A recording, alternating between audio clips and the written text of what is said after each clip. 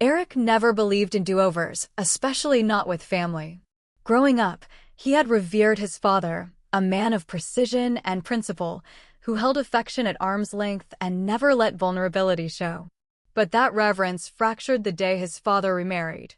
Evelyn had arrived late in his father's life, after Eric had already moved out, built his own world, and packed away the myth of the man he used to admire. To Eric, Evelyn had always been a footnote. Polite, composed, distant, someone who showed up in holiday photos, but never quite fit into the frame. She didn't belong to the world he remembered. And he'd made sure to keep it that way. Now, standing in front of the house his father built, Eric felt something knotted in his chest. The autumn wind carried the scent of pine and drying leaves, and the trees whispered in brittle voices above. He drew his coat tighter, staring at the front door like it might open on its own and save him the trouble. It had been over a year since the funeral. He hadn't come back since. But this wasn't about choice. Evelyn had called. Her voice had been calm, but there was something beneath it, something urgent, but not desperate. Something he couldn't ignore. He stepped onto the porch. His knuckles hovered above the wood for a second too long, then knocked. The door creaked open as if it had been waiting. Evelyn stood there unchanged. Graceful, yes, but with a kind of softened weariness. The elegance of someone weathered but not broken. "I didn't think you'd come," she said, stepping aside. Eric offered no reply. He walked past her into the house, met at once by a wave of cinnamon. It was the same scent that used to fill the air during Christmases and quiet winter mornings. Back when his father was alive. Back when things made sense. It lingered now like memory made real, warm and cutting all at once. "I appreciate you being here," Evelyn said behind him. "There's something I need to talk to you about." "If this is about the property," he interrupted, his voice sharper than intended, "I told you, I don't want anything from it." "It's not about ownership," she said gently. "It's about honoring what he wanted." He stiffened. "His will." "Not the one on paper," she replied. "The one he never wrote down.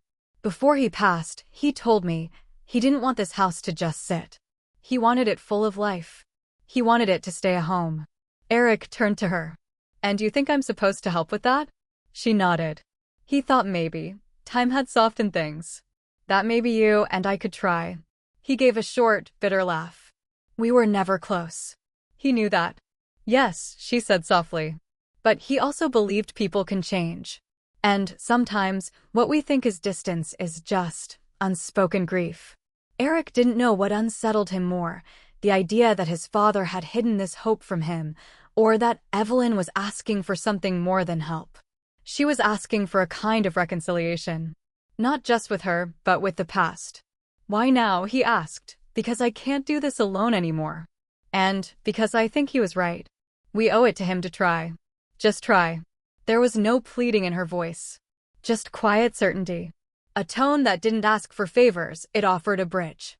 They stood in silence as the wind pressed gently against the windows. "I don't know if I can," Eric admitted at last. "I'm not asking for certainty," she said. "Just a chance. Not for me, for him." In the kitchen, the only room that still truly felt like his father's, Evelyn poured 2 cups of tea. Every motion was deliberate, careful, as if she moved through the house without wanting to disturb the ghost of the man they had both lost. She slid a cup toward him, then handed over a sealed envelope. "He wrote you something. Asked me to give it to you." Eric stared at the handwriting, deliberate, angular, undeniably his father's. He unfolded the letter slowly. "Eric, I know you carry resentment. I know I gave you reasons. I never meant for Evelyn to replace anyone. I just needed to feel joy again. I hope one day you'll understand that love is not betrayal, it's a second chance. Please take care of her. Not because you must, but because she's worth it." Eric lowered the letter, his throat thick. It wasn't just an apology, it was a confession. The kind of truth his father had never spoken aloud. "I never wanted to come between you two," Evelyn said softly. "You didn't," he said, voice rough. "I just thought letting you in meant letting go of my mom completely." Evelyn's eyes shimmered, but she didn't look away. "Love doesn't erase what came before," she said. "It just makes space for what's still possible." The weight in Eric's chest shifted. Not gone, but lighter. I want to help, he said quietly. With the house. With all of it. Her smile was small but steady. I'd like that. In the weeks that followed, Eric stayed. He repaired sagging floorboards, painted walls, sorted through boxes of old photographs and forgotten laughter. The house slowly changed. And so did he. It no longer felt like a monument to a complicated man. It began to feel like what his father had wanted all along, a place for something new. One evening, Eric found Evelyn on the porch, staring at the stars. I used to think letting go meant forgetting, he said, sitting beside her. She turned to him.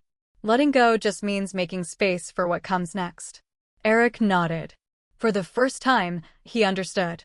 His father's legacy wasn't the house. It was the invitation to begin again together.